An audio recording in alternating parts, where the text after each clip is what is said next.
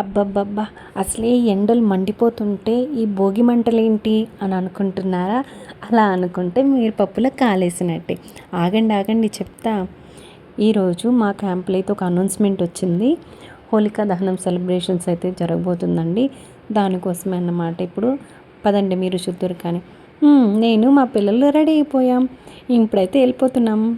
ఇక్కడ చూసారా full crowd అని మొత్తం అరేంజ్మెంట్స్ అయితే చేసేసారు. ఇంక పంతులు గారు వచ్చి హోలికా దహనం అయితే షురు అయిపోయింది. నేనైతే ఇంతకుముందు ఎప్పుడు ఇలా చూడలేదండి.